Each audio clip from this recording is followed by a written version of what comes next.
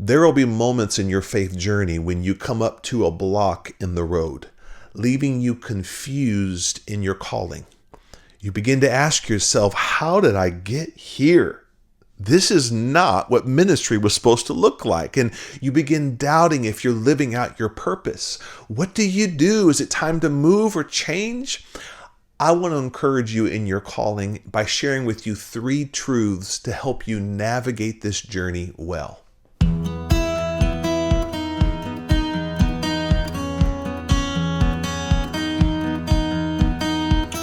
My name is Matt. I'm a pastor in church ministry, and I'm so glad that you joined my Pastor to Pastor YouTube channel. Please subscribe and share this with someone it may encourage, because today we're talking about your calling in ministry. And it's a blessing when you know that God has put gifts and dreams and purpose in your life so that you can manifest those out to honor Him and make a difference in the world. But there are times in your faith journey when you hit a bump or a block and you're confused. Am I in the right spot? This doesn't feel right or fit right. And I don't feel like I'm making traction. Am I in the wrong space? Talked to a few people today who have ministry gifts in them, and one used to work in the church, very gifted in gifts, but is working outside the church, but is still feeling that longing to use their gifts in the church. And they're like, am I in the wrong spot? Have I not obeyed God? Am I supposed to go in the church? And we talk through it. Another friend is in church ministry full-time on staff, but some of their role is not in their gift sets or their strength sets. And aren't we supposed to lead in our strengths? And it's mundane and it's laborious and it's draining, not fulfilling. Am I in the right spot? And that's a real tension to ask. I have been there a number of times, still get there, where I've had to reinvent myself over the years in my ministry, leaving me confused of, am I out of pocket? I don't feel like I'm using my gifts. Am I not being faithful to the call of my life? First of all, it's all right to feel that. And secondly, I think it's important to express it to the right people at the right times. Your time with the Lord, you can be honest with God. I journal some of those things. If you're married, talk with your spouse and pray on that and be honest to say, I'm feeling out of pocket, or you need a pastor in your life that you can submit yourself to, or godly men and women that are faithful and healthy and trustworthy, that you can process these honest questions to investigate. Maybe you are or aren't in the right spot or the right season. But here's what I want to tell you, that most of the time, God has you right where He wants you. Yes, in the difficult, messy, square peg fitting in a round hole, and God knows what He's doing with your life. And so what I've learned is to apply 3 truths to help me navigate this confusing road of my calling. And before I share those 3 truths, I want to read from my grandfather's old Bible. He was a pastor, and I love the notes he's written in scriptures. And one he pointed to was Hebrews chapter 12, verse 1 and 2. I want to read it. He says, "Wherefore, seeing we also are encompassed about," it's King James Version, "encompassed about with so great a cloud of witnesses, let us lay aside every weight and the sin that so easily besets us, and let us run with patience the race that is set before us." Verse 2, "Looking unto Jesus, the author and finisher of our faith, who for the joy set before Him endured the cross." I think the first truth that's helped me navigate is, don't confuse the assignment with the calling. Your assignments are going to change, but your calling remains. And God will give you some assignments that are confusing and new and foreign, and they're difficult. Think about Jesus with His assignment that I'm sure He was grappling with when He prayed in the Garden of Gethsemane. "Lord, if it's possible, take this cup from me." He prayed it 3 times. Jesus. struggled with, Lord, I thought I was supposed to preach and heal the sick and be the King of Kings, and I'm going to be the Lamb of God. But even Jesus said, not my will, but yours be done. And I think it's all right to understand that your assignment is something that is assigned to you. It's a difficult assignment. There's some suffering involved in your calling. And God has a way of using your calling in the different assignments. But I think really when we think about the assignment, it reminds me that we are to serve in our calling. Jesus also said, I have not come to be served, but to serve and to give my life as a ransom for many. Sometimes the assignment is something that you weren't looking for as a surprise. It doesn't look the way you hoped. It's not some big growing ministry that with a lot of people come into Christ. Sometimes the assignment is take care of your home. If you're married, give more attention and support and grace to your spouse who's going through something and you don't know and they're weak. Or it's a child that needs unique love and care or discipline, and you have to be gracious and consistent. And you're like, that's not the ministry I was looking for, but God's saying, take the assignment. Or in a ministry role, it's a mundane thing, or it's laborious, or it doesn't fulfill you, or it's outside of your strength zone, and you come home more drained, and that makes you confused. But remember, if you're serving and you're giving, and you're trying to honor God and honor people, you're serving. The word minister means to serve. And I have to remind myself there's some suffering in serving. But I have to run that race with patience, with endurance. Because my gifts, God knows my gifts. He knows my calling, but He wants me to be faithful in the assignment.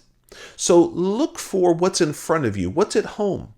What's at work? What's in the neighborhood? What's at the church? What's the ministry that no one else wants to do? Are you willing to go to that holy assignment and use who you are, what you have, even if it doesn't fall within your gifts or calling? The second truth is, this is something my parents had to say to me over and over in my early years. They said, don't get in front of God. Because I was always trying to make things happen. I'm a control freak and I have initiative and I have optimism. I'm ready to go. And I feel this responsibility to maximize what God has given me, to do something with it, make it happen, take action. And while that's good to have initiative and not to be passive, I've had to learn that I can sometimes get ahead of God's purpose and His timing and His structure. Abram and Sarai, later named Abraham and Sarah, they had a holy covenant with God, a promise of God. I'm going to give you a son. I'm going to make you a father of nations. I'm going to bless you and multiply you and give you a land. And they heard God, but they were frustrating in the waiting. And they got in front of God to say, we're going to bring our servant girl Hagar on and have a child that way. And now we have Ishmael. And now we have a conflict that's lasted for generations because Abram and Sarai got in front of God's timing and plan. And what I've had to learn is God doesn't need my help to make my calling fulfilled and fruitful. God doesn't need you to orchestrate or control what He has sovereignly planned and ordained in His timing and His way. In fact, in the waiting, in the hidden, in the dormant, when your gift and calling feels dormant, God is building character and holiness and maturity, and you're learning to trust Him more with your gift. And so that second truth I tell you is when you're confused, don't be tempted like I have to make something happen, make a change, control it, manipulate it. Be faithful with what you have. Keep growing yourself, but wait on His timing and leadership, because in the right time, He's going to maturate and manifest your holy gifts and calling because He gave them to you. And then the third truth is to keep an eternal perspective. It's amazing how in the evening time, after a long day of ministry and work and meetings and home and family, that my perspective becomes very narrow. I start to feel at times overwhelmed with the to-do list and the initiatives and the problems I got to solve and all the things that I have to create. I'm like, Lord, I can't make all this happen. I can't control this. And I get anxious and sometimes discouraged, depressed. Have you felt that way? But what I've learned in my life is the morning time widens my perspective.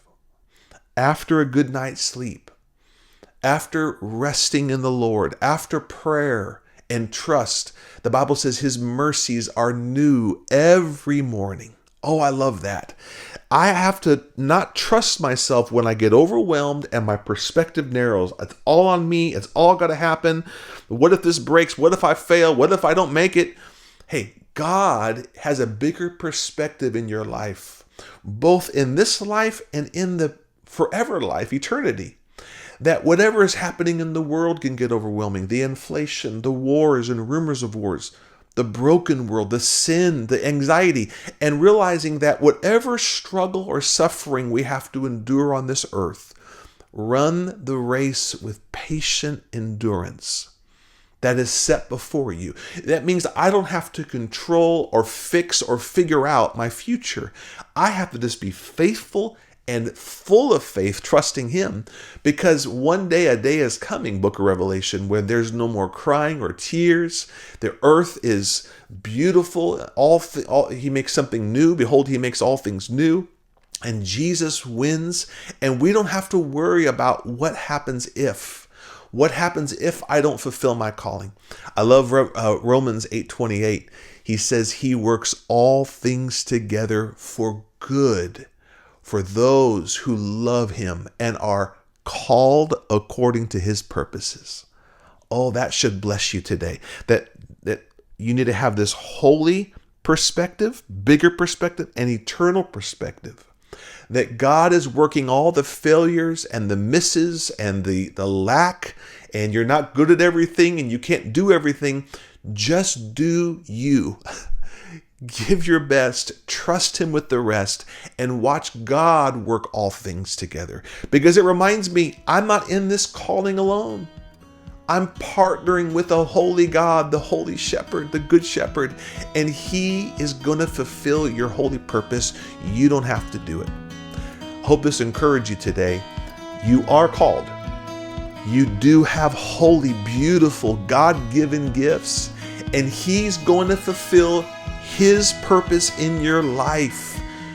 Just be faithful with what you have right now and keep an eternal, bigger perspective and watch God work it all for your good. God bless you.